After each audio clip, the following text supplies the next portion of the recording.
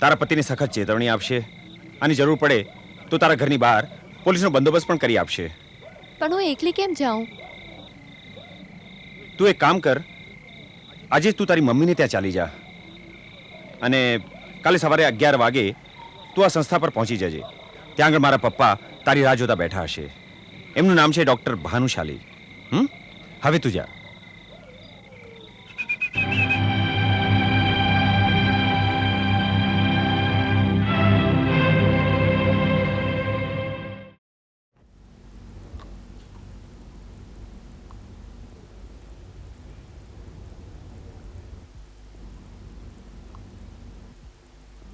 દાદાજી,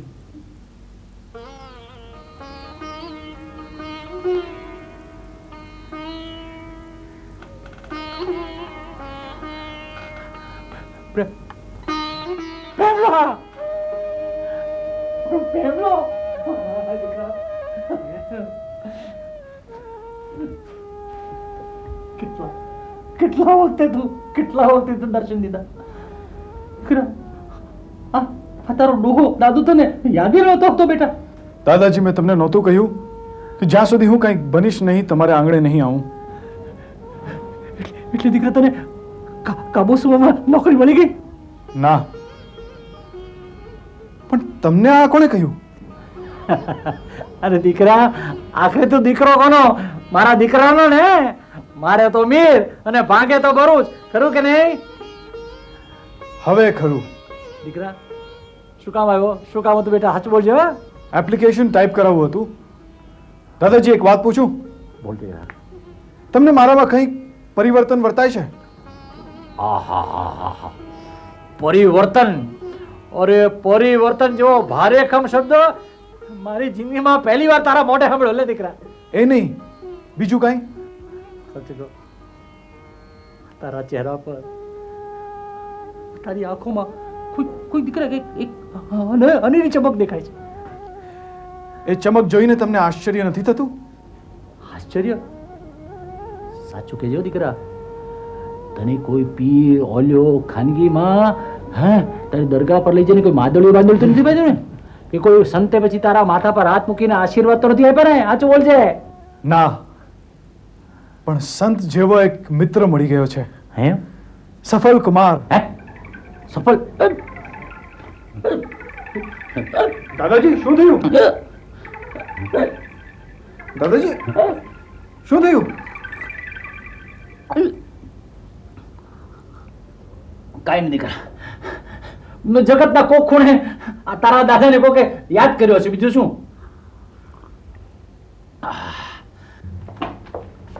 Sir, your application. Thank you. It's okay.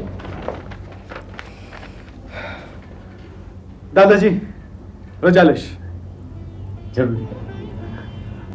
ખૂબ ખૂબ સુખી થજે અને ફતેહ કરીને પાછો આવજે. અને પાછો આવ ત્યારે સારા સમાચાર લઈને આવજે. અને તું આવે ને ત્યારે હું તને ખૂબ સારા સમાચાર આપવાનો છું. શું?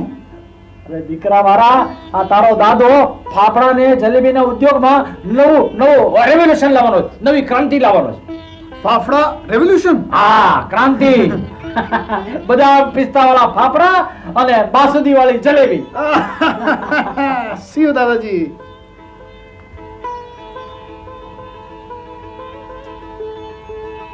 મારો પ્રેમનો, મારો કાળજાનો કટકો, ખૂબ ખૂબ સુખી થજે બેટા, ખૂબ ખૂબ સુખી થજે. Hello Julie. હેલો, તમે અહીંયા? કેમ, હું બસમાં પ્રવાસ ના કરી શકું? ના, પણ તમે તો કરોડપતિ છો ને? કરોડપતિ મારા દાદા છે, હું નહીં. તારે ક્યાં જવું છે? Marine drive. આપણી ઓફિસના એક સાહેબના ઘરે પગાર પહોંચાડવાનો છે. ઘરે? તે કામ શું કરે છે? પગાર લેવા તે નથી આવતા તો કામ શું કરતા હશે? તેને દર મહિને કેટલા પૈસા જાય છે? 10,000 રોકડા. તેનું નામ સફલ કુમાર તો નથી? તમને કોણે કહ્યું?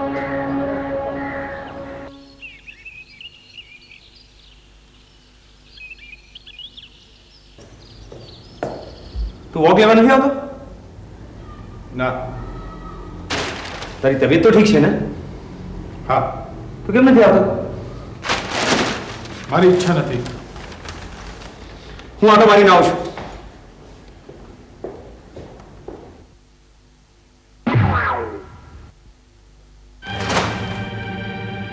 વત્સ, મેં સાંભળેલું કે તારા જીવનમાં ખુશીઓ પાકી કેરીની જેમ ટપકે છે.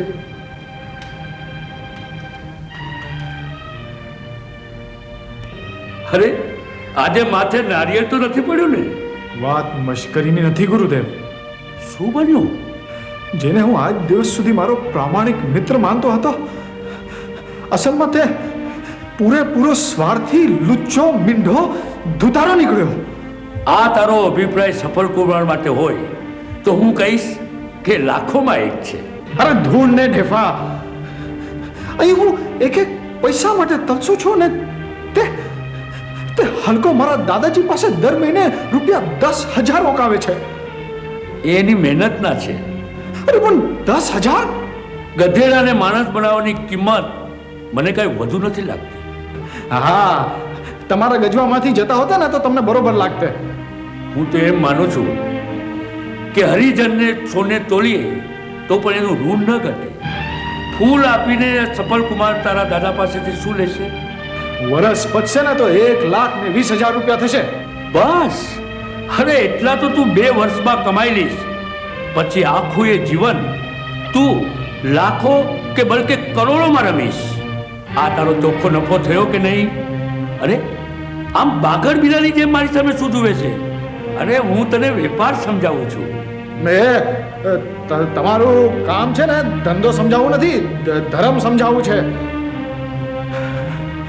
મને અંધારામાં રાખીને તેણે મારી જોડે છેતરપિંડી કરી છે, પાપ કર્યું છે. તેને ભગવાન કોઈ દિવસ માફ નહીં કરે. જોજો તમે.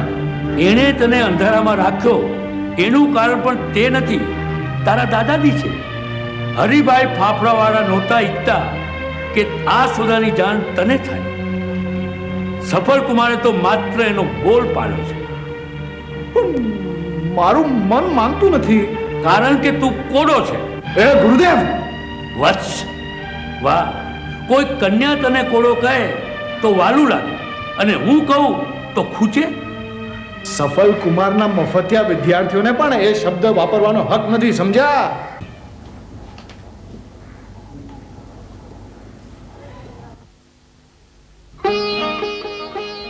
હેલો સ્મિતા. કેમ છો? What a surprise! આ શું છે? આ તમારા માટે છે. મારા માટે? પણ આજે મારો બર્થડે નથી. કેવી વાત કરો છો સ્મિતાજી તમે? અરે ફૂલોની ગિફ્ટ આપવા માટે કોઈ પ્રસંગની જરૂર થોડી પડતી હોય છે. આજે અચાનક મને અંતર્મનમાંથી પડઘો ઉઠ્યો હા, કે જિંદગીમાં મેં તમને કશું જ આપ્યું નથી. તો મને થયું કે ચાલ આજે આ ફૂલોથી શરૂઆત કરું. શરૂઆત ખોટી નથી. હા, થેન્ક યુ પ્રદીપ. હજી સ્મિતાજીએ મને થેન્ક યુ કહ્યું નથી. હે? પ્રદીપ, હા? હજી શરૂઆત ખરી પણ નથી. એટલે મારે તમને મોટો મજાનો બુકે લાવીને પ્રેઝન્ટ આપવાનો હતો. એકદમ લલ્લુ છે. સ્મિતા પ્લીઝ. એ એક વાતની સ્પષ્ટતા કરશો કે આ ફૂલ મેં તમને ભેટ આપીને કયો મોટો ગુનો કર્યો છે? જો સાંભળ પ્રદીપ, લાલ ગુલાબ હોય ને હા, તો એ પ્રિયતમા અથવા તો પત્નીને ભેટ અપાય. તો પછી મિત્રને? હા, જો સ્ત્રી મિત્ર હોય ને તો એને પીળા ગુલાબ, નહીં તો અર્થનો અનર્થ થઈ જાય. એમ? She is right. હું એકેબાનાના ક્લાસીસમાં જતી હતી ને ત્યારે મારી ટીચરે આવું જ કહ્યું હતું. ઓ રાઈટ. હવે તમે બંને મહાનુભાવ કહો છો તે વાત સાચી જ છે. પણ એક વાત હું પણ ખોટો નથી. એ કઈ રીતે? અરે ભાઈ, લાલ ગુલાબની પ્રેઝન્ટ જો હું મારી પત્નીને આપી શકતો હોઉં તો સાડીને પણ અપાય. એ કેવી રીતે? સાડી પણ અડધી ઘરવાળી થઈ કે નહીં? પ્રદીપ, સોરી.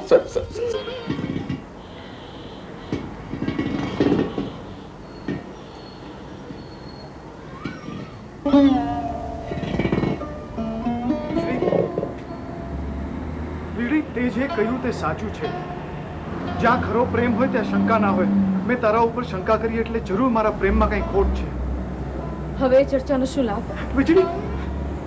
વીજળી, શું આપણે બે પાડોશી, બે સારા મિત્રો તરીકે પણ સંબંધ ના રાખી શકીએ? આમ સામ સામે મળ્યા હોય તો બે ઘડી હસીને વાતો તો કરાય. એની માટે કાળજી જોઈએ.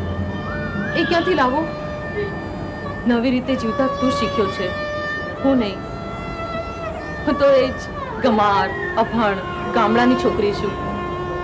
અનાથ છું. ખરા પ્રેમની શોધમાં તારા આંગણે આવી તો ત્યાં એ મૃગજળ જ જોયા. તારે કહેવું છે શું?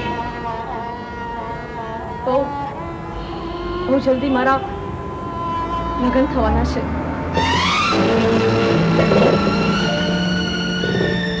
जीवन सफल